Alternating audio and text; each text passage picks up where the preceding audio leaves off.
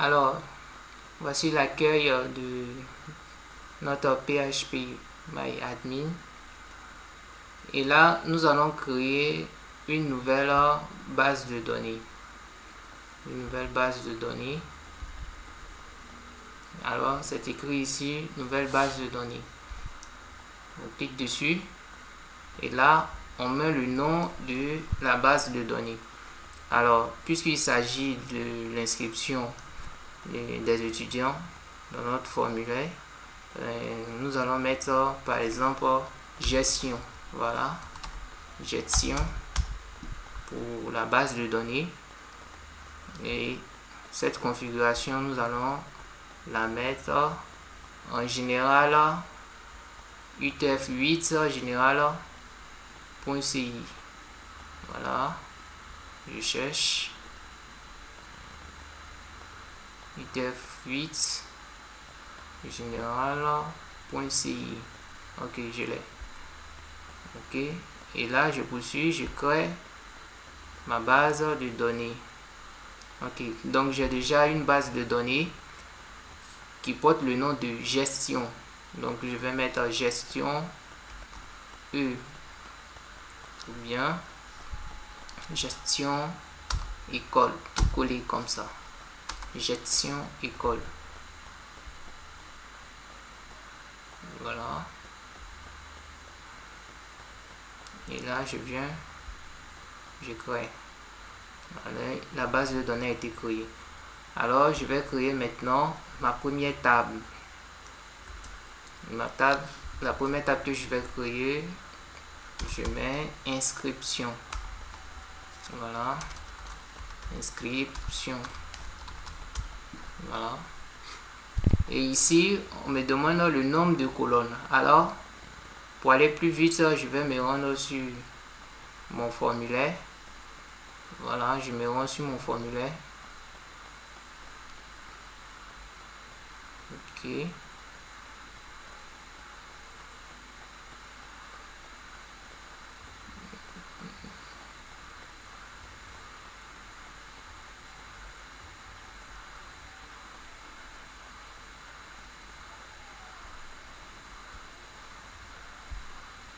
Voilà.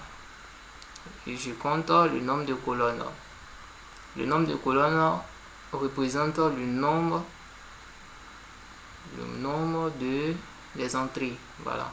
Donc on a le nom 1, le prénom 2, l'email 3, le téléphone 4, le niveau d'études 5 et le programme souhaité 6. Voilà, donc nous avons 6 colonnes. Mais ici vous avez remarqué que nous n'avons pas d'identifiant. Voilà, nous n'avons pas d'identifiant et nous allons créer un identifiant. Donc nous allons prendre 7 colonnes, le 7e dédié à l'identifiant. Alors je me rends maintenant sur mon formulaire. Alors je vais vous montrer par la suite comment est-ce que on ouvre le formulaire puisqu'il a été déplacé. Voilà. Donc si je prends cette colonne. Ok, mais cette colonne a été créée. Et là, je mets mon identifiant ID. Je laisse du type entier. Ici, puisque c'est du type entier, ça sera une clé primaire. Donc, je ne définis pas de valeur. Alors, je viens ici, AI, ce qui signifie auto-incrémenté. Alors, à chaque fois qu'on va faire les enregistrements, celui-ci va compter le nombre d'enregistrements. Donc, ça sert d'identifiant, voilà, naturel. Donc, je coche. Vous remarquez ici qu'il y a clé primaire. Et les autres colonnes, on a le nom. Ok, du type, on va mettre type Vacha. La valeur maximale, on va mettre 255 caractères. 255. On a le prénom. Je vais mettre en minuscule. Voilà. Le prénom. Et surtout, faites attention aux lettres majuscules et minuscules. Voilà. Et ici, je mets 255. Et là, on a l'email. L'email du type Vacha. Là, je mets encore 255. Voilà, pour éviter les risques. Après l'email, nous avons le téléphone. Voilà, le téléphone. Je vais mettre tout simplement tel, et ça reste en entier. Et ici, je vais mettre 20.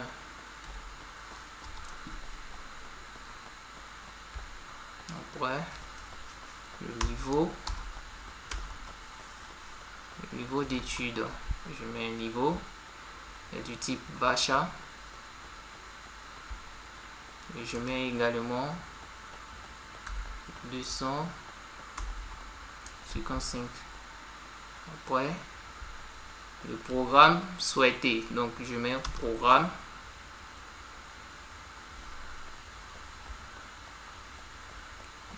Je mets programme.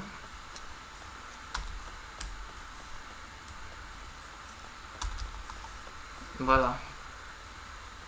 Et une fois terminé, voilà, je valide. Valide.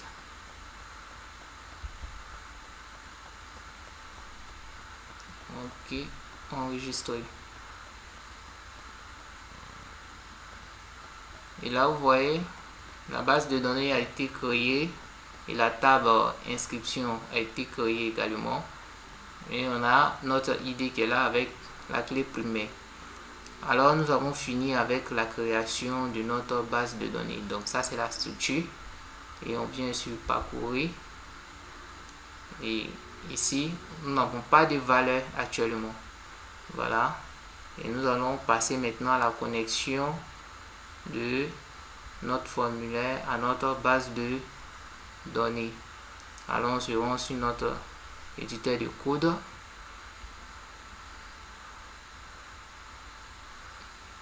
Et sur le formulaire, voici ce qu'on va ajouter. Alors, on vient tout au début de notre formulaire, la div call, la première div call. Juste après ça, on met forme. Voilà, comme ça. Et action, on met le nom de notre fichier PHP. Inscription PHP. Et là, on met à l'intérieur méthode. Et la méthode que nous allons utiliser ici pour la connexion, c'est la méthode post. Et la balise forme fermante, je la mets tout juste là. Ok. Et là, je fais CTRL S pour enregistrer. Et je me rends maintenant sur mon inscription.php. Alors, pour taper le code PHP, nous devons ouvrir la balise PHP. Alors, la balise PHP. Et voilà. Excusez-moi pour le clavier, j'ai pas. Voilà. J'ai un problème avec mon clavier. D'ailleurs, je dois résoudre rapidement. Donc là, on met un point d'interrogation PHP. Voilà. Et comme ça, un point d'interrogation. Et c'est à l'intérieur que nous allons mettre notre code PHP. Alors, nous allons commencer par l'instruction lorsqu'on appuie le bouton valider. Lorsqu'on appuie le bouton valider pour pouvoir valider les informations. Donc, l'instruction c'est if si if sets, donc à l'intérieur if sets, on ouvre une parenthèse et là la variable $post, le poste en majuscule, et on ouvre les crochets, une cote à l'intérieur,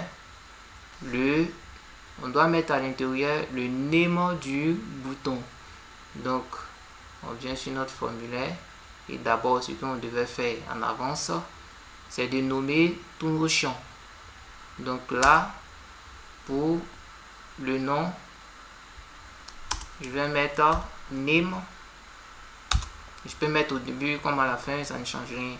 Name, nom. Donc ça c'est le nom que je vais utiliser pour les différentes variables. Ici, le name, je mets prénom. Ok. Pour l'email, je mets le name email. Attention. Ok. Et pour les téléphones, le name également. Alors, le niveau d'étude.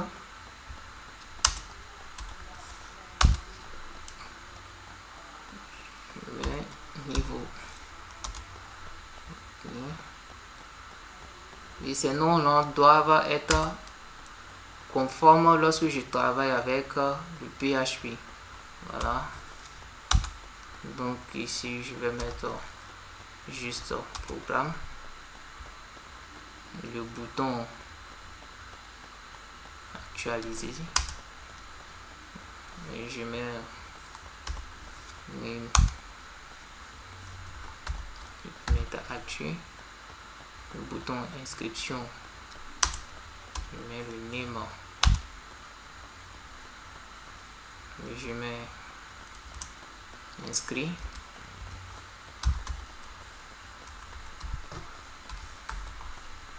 Voilà.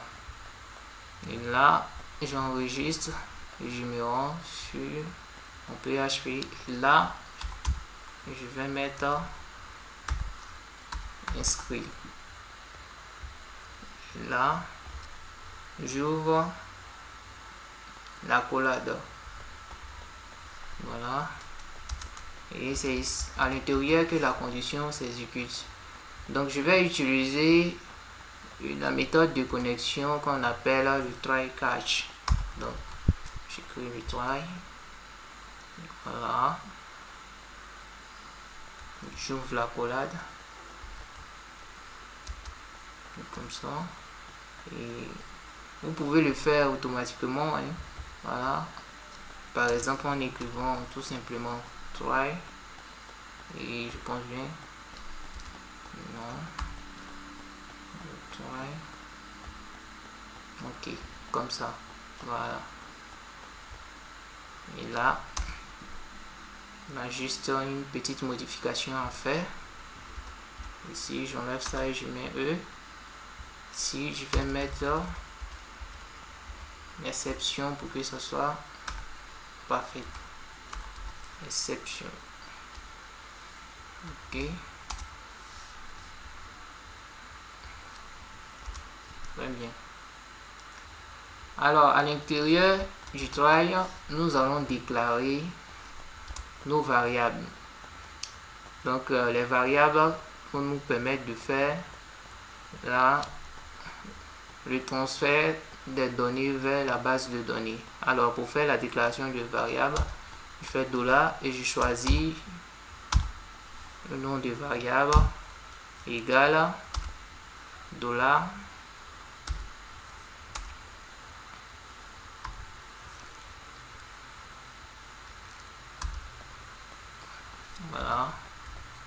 poste, j'ouvre le crochet, pardon, et à l'intérieur je mets le nom. Alors le nom que je mets ici, je mets un point virgule à la fin, voilà, comme ça. Le nom qui est à l'intérieur, c'est le name que nous avons mis dans notre formulaire ici. Voilà, pas celui qui est dans la base de données que nous avons créée. Voilà. Donc, ça peut être catégoriquement différent. Et je fais autant pour les autres. Prénom, voilà, égal, $, le tiret de 8, poste, crochet, une cote et prénom. Voilà, donc je fais autant pour les autres. Voilà.